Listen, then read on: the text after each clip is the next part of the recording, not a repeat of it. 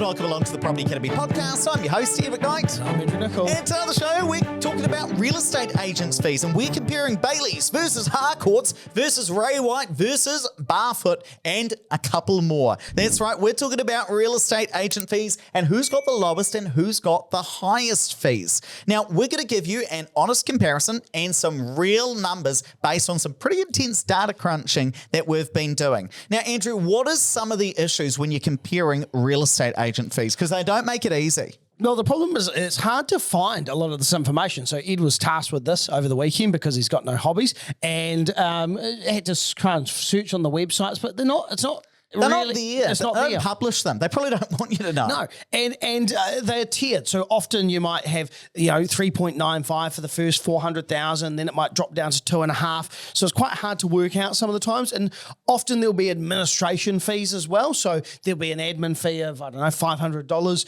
and then it's whether or not GST is included. So you got to think about all of these things. So finding the data first of all can be quite challenging, but then comparing can be quite challenging as well. So let's talk about what we've done. What I did was I first went to calculate.co.nz, and for any of you guys... This is, by the way, some of your finest work, some of your finest sleuth work. That's actually really nice of you to say. You're usually not it's nice to me. So first of all, for you guys watching this on YouTube, you can see the screen. If not, podcast people, I'm going to explain it for you. I went to calculate.co.nz. They've got a real estate commission calculator. So they've gone out and found out what the formulas were. So I tried to break into the back end of the calculator and steal the formulas. You couldn't do it. But yeah, well, I'm not that much of a nerd. So what did I do? Well, I sat there in the Koru Lounge and I put in a price, 100K, and then I copied out all of the fees and I put it into my spreadsheet with the sale price. Do next? Well, let me just explain first. Thank you, Andrew. The sale price, the commission, including GST, and I've got a percentage. Then I went back and I changed it. So I'd go from 100 and then I'd go 200. Oh, he's doing this live for all of these 200 listening. Then I'd copy it out. Then I did it again and again and again, all the way up to 3 million. So in $100,000 increments. And that's given me, for each price of 100K each, has given me what the commission would be based on these formulas. Now, that means that we can calculate an average of what commission they're charging. But I cannot just create a simple average. Why is that? Because you're too much of a nerd. Yes, well, this is true. Well, what is true as well is that there are a lot more properties that sell for $700,000, for instance, than that sell for $2.9 million. So it almost doesn't matter what the commissions are for 2.9, 2.8, $3 million, because not as many properties get sold at that price. So what I did was I downloaded a whole heap of data from the Real Estate Institute of New Zealand, and here you guys can see that there is a real bell curve. So what I mean by that is over 10,000 properties over the last 12 months sold within that 600 to 700K bracket. But let's look at 2.9 to $3 million, only 182 properties. So I'm going to then take that data and apply it to the commissions. So what I mean by that is we're going to pay a lot more attention to the commissions that each company would earn on 6 to 700K rather than those higher price points. We're going to pay a lot of attention to the 7 to 800K, but less to those upper price points. Right, because they're more irrelevant. Exactly. So what that allows us to say is if each company sold exactly what sold on the market over the last 12 months. So if each of them sold the same level of houses, or at least in the same distribution, what would their average commission be?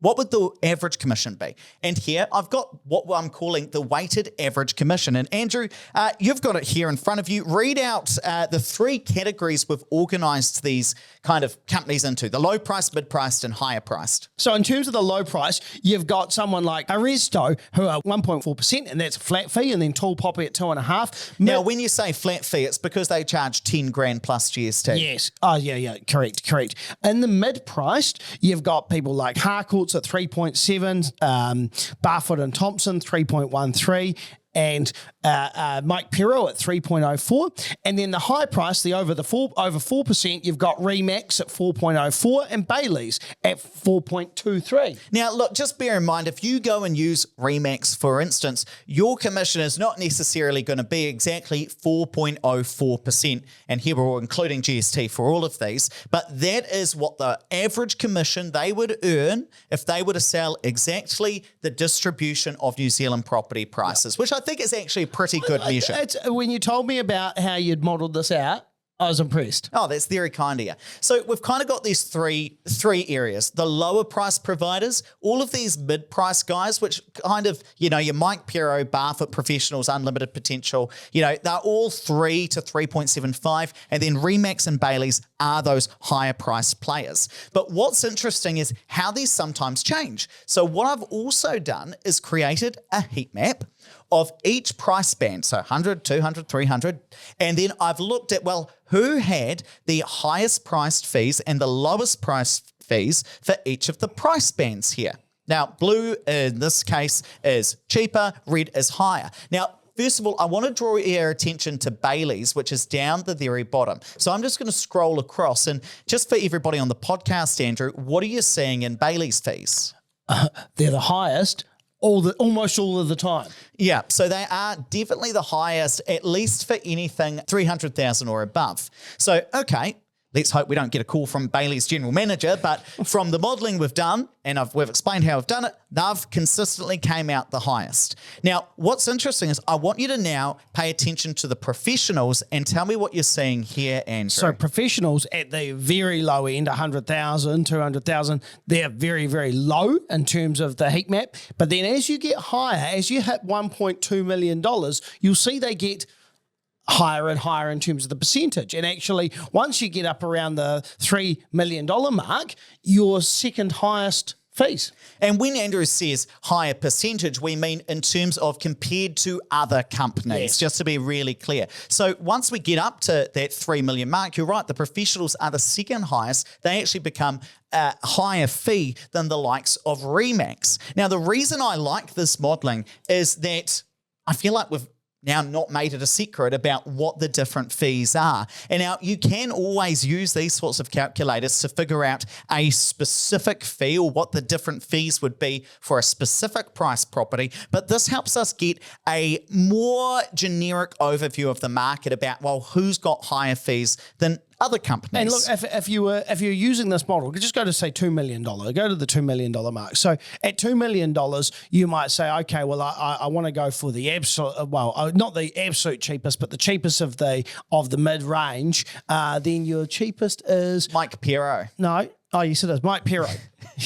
I don't know how to read numbers. Yeah, but then if you're going to say a bit further along, say a $3 million property, it's still Mike Pirro. Well, Mike Pirro and Unlimited Potential is an Auckland specific one, are on the cheaper end. Now, at that end, we're talking about 0.04%, just so we're really clear. Yeah. So we're talking about quite small numbers. But we are going to talk about in a minute, should you just pick the cheapest? And we've got something a bit more sophisticated that we're going to tell you about as well for things to think about. But the first thing, before we do that, I want to show you the commission versus price graph, which is actually quite fascinating. So, Andrew, describe to us what you're seeing here. So now we're looking at, again, the commission that you're going to pay as a percentage depending on the value of a property. You'll know that in a lot of cases you do have that tiered amount of commission based on the sale price. So once you hit that kind of $500,000 mark,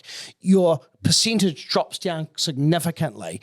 Definitely. And just so you know, this is based on just the major players. So I haven't included like the likes of Tall Poppy in this because in my view, they're not one of the big boys or the big players in the market. So it is interesting that up to 500K, you could be paying, kind of 4.67% of your property price, including GST. And then it falls away quite dramatically. If you're selling a $3 million property, the average commission, and this is unweighted, is around that kind of 2.8% mark.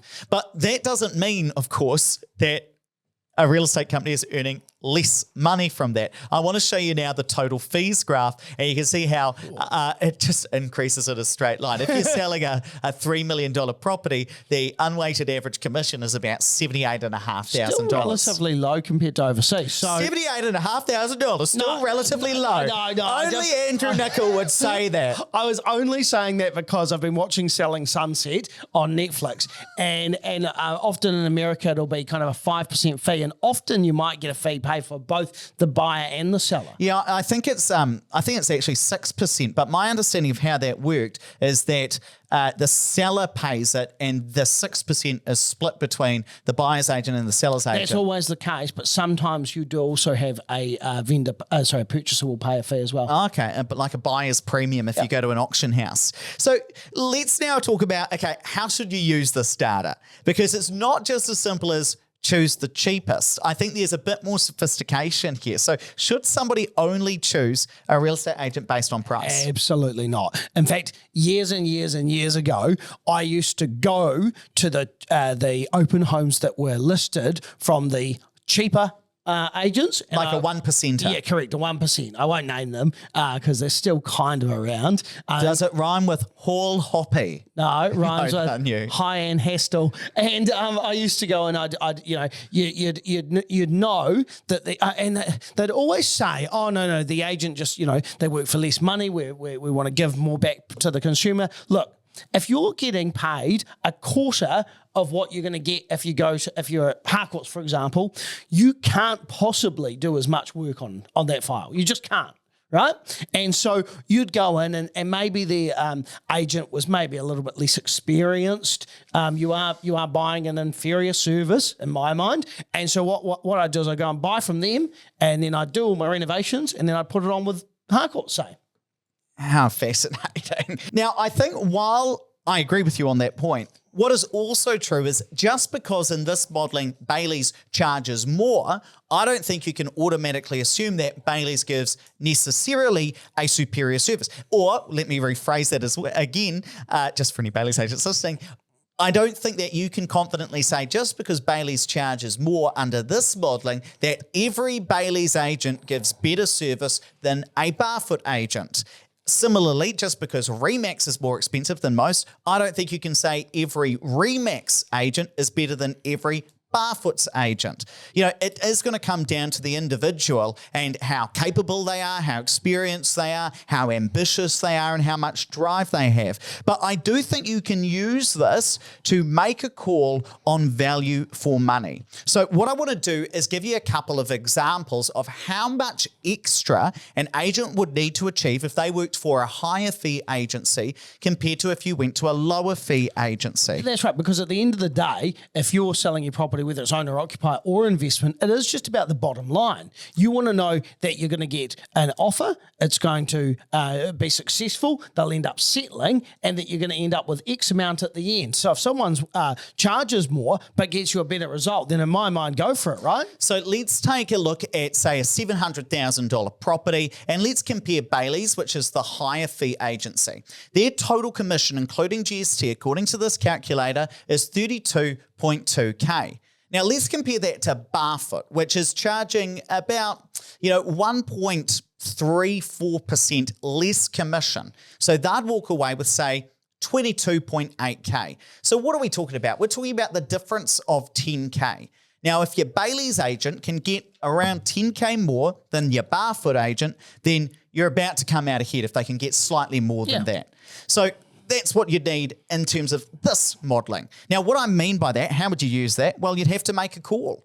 Do I think that the more expensive agent is going to really be able to outdo the cheaper priced agent? Now, the answer might be yes, the answer might be no. I've actually had that conversation with a more expensive agent. How'd it go? But basically, we agreed that would be my minimum price because I wanted to recoup the cost that I was paying in difference to the cheaper alternative that I was looking at. And were they how receptive were they to that conversation? Well, agents often very certain at the start listings. when they're listing, but he absolutely did achieve what he said he was going to achieve. Fantastic. Now, I just want to leave you, before we wrap up as well, show you what it would be at a $3 million property. And again, let's compare the more expensive ones, which is your Bayleys. Let me just find it. So that's 0.4K on a $3 million property. Let's compare it to a Mike Pero, which is a cheaper. So they're about, let's call it 74K. So they would need to get an extra 16.4K. Bayleys would have to earn an extra 16.4K or more for you to start getting a return from choosing the more expensive agent. Now, on a $3 million property, let me just quickly pull out my calculator because I'm unable to do the maths straight in my head and see. An economist. Well, exactly. And let's call it. Be able to do it. So that's an extra 0.55% that the agent would have to get as a premium on the sale price in order to start earning their fee back, their difference in the fee back. Which, when you're talking about $3 million, you're not talking a lot of money, are you? Oh, look, if they could get an extra 20K, then yeah, sweet, you're ahead. But the trouble is, you got to make a bit of a gut decision because you're never going to know. Well, you can't sell your house twice. Yeah.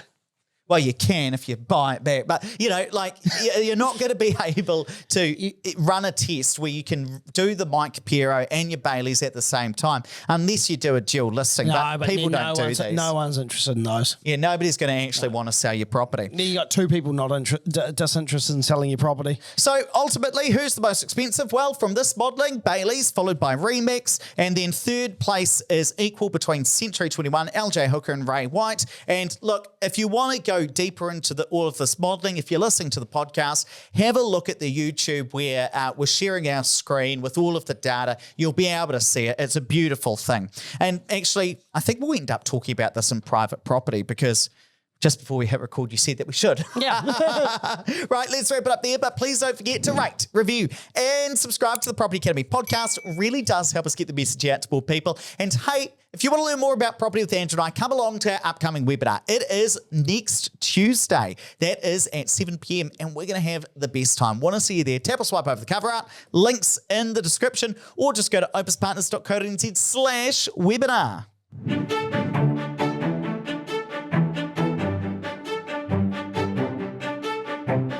Thanks for listening to the Property Academy podcast. I'm your host, Sid McKnight. And I'm Andrew Nicol. And we're going to be back again tomorrow with even more daily strategies, tactics, and insights to help you get the most out of the New Zealand property market. Until next time.